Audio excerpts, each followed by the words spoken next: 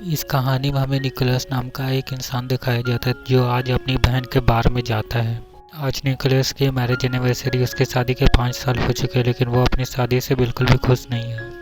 और वो अपनी बहन के कैफे में जाता है और उसे कहता है कि हो सकता है कि मैं जल्दी डिवोर्स ले लूँ। और उसे बताता है कि हर एनिवर्सरी को वो मेरे साथ एक गेम खेलती है जहाँ पे वो गिफ्ट्स को छुपा देती है और मुझे इशारों में उसे ढूंढना होता है।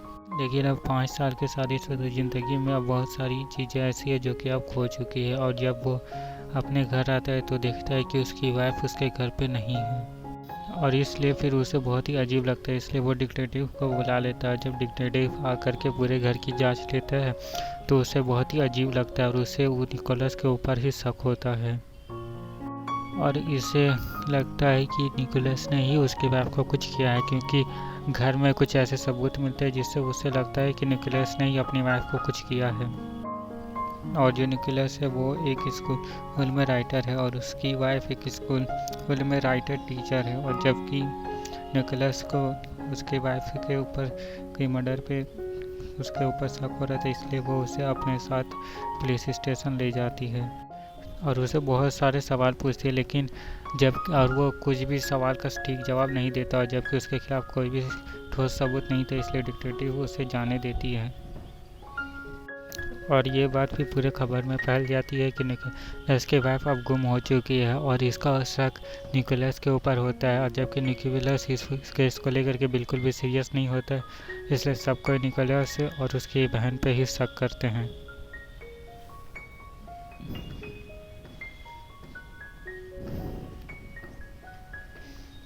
और निकोलस ने ऐसा सब कुछ पैसों की वजह से किया है। और जब निकोलस वापस घर आता है तो वह अपने पुराने ख्यालों में खो जाता है कि किस तरह से वो अपने ये पुराने टाइम में निकोलस की अपनी गर्लफ्रेंड के साथ घूमा करता था, उसके साथ टाइम स्पेंड किया करता था। और निकोलस यहाँ पे बहुत अमीर थी और अमीर होने के साथ साथ वो बहुत ही फेमस थी। लेकिन जैसे ही कंट्री में इकोनॉमिक क्राइसिस आते हैं वैसे ही ये दोनों की इकोनॉमी भी बहुत ही ख़राब हो जाती है और इनकी जॉब भी चली जाती है। और इसीलिए वो कहता है कि मैं ये शहर छोड़ करके अपनी मॉम के पास गांव चला जाऊंगा। हालांकि इसमें उसने अपनी वाइफ से कोई भी सलाह मशवरा नहीं लिया था। लेकिन कुछ ही दिनों में उसकी मॉम की मौत हो जाती है, लेकिन वो फिर भी इधर ही रहते, वापस अपने शहर नहीं जाता है। लेकिन उसके बाद उसे काम करने का बिल्कुल भी मन नहीं करता था, उसका काम में मन नहीं लगता था। इसलिए फिर उसकी वाइफ ने उसके लिए एक बार खुलवा दिया जहाँ पे वो अपनी बहन के साथ उस बार को चलाया करता था। लेकिन फिर भी निकोलस बहुत ही आलसी था, वो उस बार में भी ठीक तरह से काम नहीं करता था। और इसी तरह फिर दोनों के बीच झगड़े बहुत ही बढ़ने लगे। दोनों के बीच बहुत सारी बहस और लड़ाइयाँ होने लगी। एमी अपनी वाइफ को बहुत मारने लगा। और इसके बाद फिर निकोलस की एक नौकरी लग जाती है राइटिंग स्कूल में, और वहाँ पे वो एक लड़की से मिलता है जिससे फिर वो लोग दोनों आपस में रिलेशनशिप में धीरे धीरे आने लगते हैं। और फिर कहानी वापस से उसी जगह पे आती थी है जहाँ पे डिटेक्टिव को वहाँ पे खून के निशान मिलते हैं एनी के घर पे। जिसके बाद फिर डिटेक्टिव को एबी के ऊपर और भी शक पुख्ता होने लगता है। और फिर डिटेक्टिव फिर अड़ोस पड़ोस से ये बात को पता करती है कि एमी खुद को उसके साथ महफूज नहीं समझती थी, और इसलिए वो अपने साथ एक गन को भी खरीद के रखी हुई थी। और फिर डिटेक्टिव उसके वॉशरूम में जाती है तो उससे एमी का एक सैंपल मिलता है। और इसके बाद फिर वो उसकी जांच करवाती है तो फिर डिटेक्टिव को ये बात मालूम चलती है कि एमी का एक बच्चा होने वाला था। लेकिन जब ये बात वो उस एमी को बताती है तो फिर एमी इस बात को मानने से इनकार कर देता है और कहता है कि नहीं, ऐसा कुछ भी नहीं होने वाला, हमारे बीच में ऐसा कोई ताल्लुकात ही मौजूद नहीं था। और उसके बाद ही फिर उस डिटेक्टिव के पास एक पड़ोस की फीमेल आती है जो कि खुद भी प्रेग्नेंट थी, और फिर वो आकर के उस डिटेक्टिव को बताती है कि एमी हमेशा से एक बच्चा करना चाहती थी, लेकिन एमी का पति भी उसे से बच्चा करने के लिए नहीं देता था, और इसलिए वो हमेशा बच्चा तो चाहती थी। लेकिन वो लोग दोनों के बीच में कोई भी इस तरह का रिश्ता नहीं हुआ, और एमी ऐसा करना भी नहीं चाहता और वो कर भी नहीं सकता है। लेकिन और ये सुनकर के एमी को उस लड़की के ऊपर ही शक होता है, क्योंकि उसे यकीन था कि एमी इस तरह की बात कभी भी अपने पड़ोस में नहीं कर सकती है।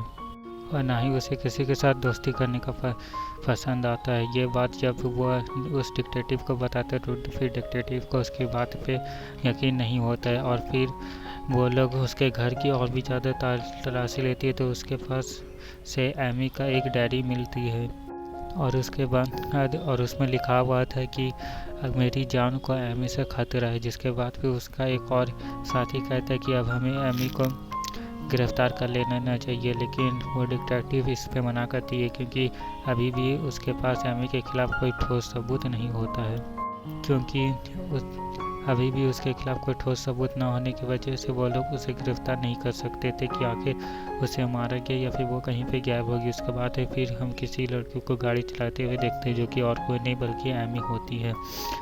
लेकिन अब एमी ने अब अपना पूरा तरह से होलिया बदल लिया था। अब एमी पुराने दिनों को याद करती है जब वो उससे मिलने के लिए गई थी, तब उसने वहाँ पे अपनी ही स्टूडेंट को उसके काफ़ी करीब देखा था।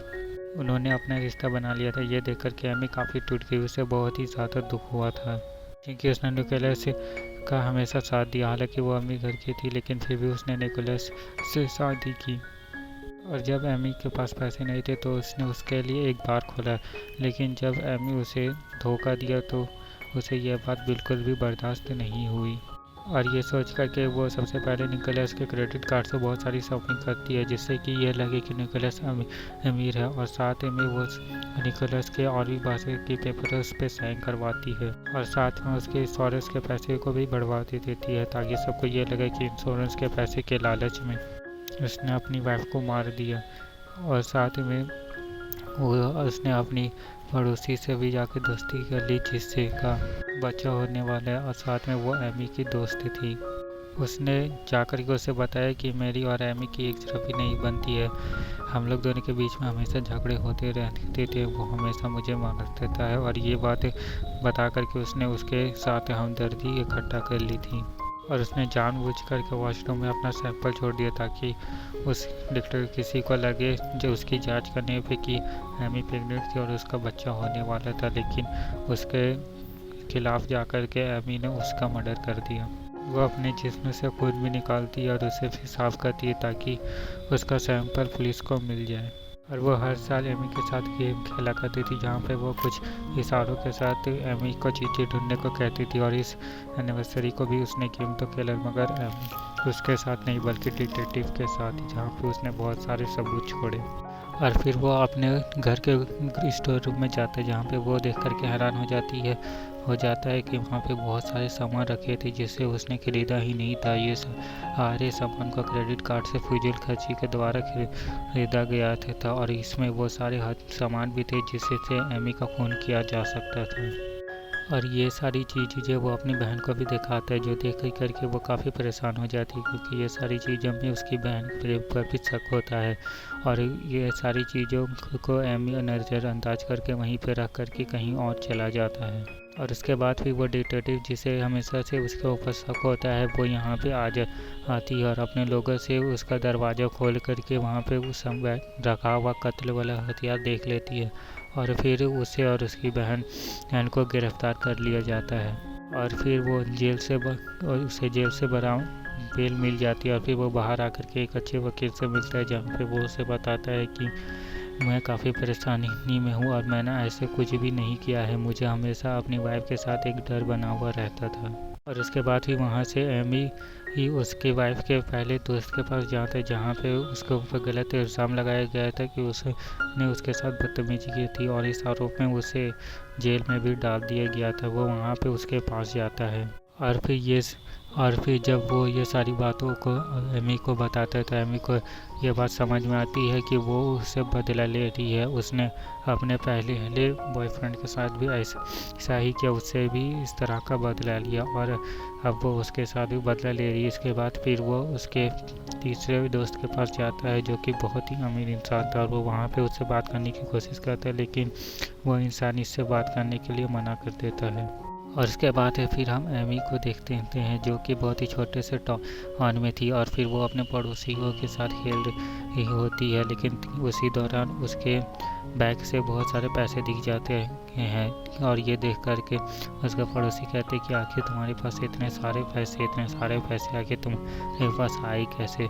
तो गैस ये हमारे एपिसोड का पहला पार्ट था और इसका नेक्स्ट पार्ट जो कि इसका लास्ट पार्ट होने वाला है वो आपको कल मेरे चैनल पे मिल जाएगा। तो मेरे चैनल को ज़रूर से सब्सक्राइब करके मेरे चैनल में चले जाइए, वहाँ पे आपको इसका नेक्स्ट पार्ट मिल जाएगा। तो मिलते हैं नेक्स्ट वीडियो में, तब तक के लिए good bye and take care.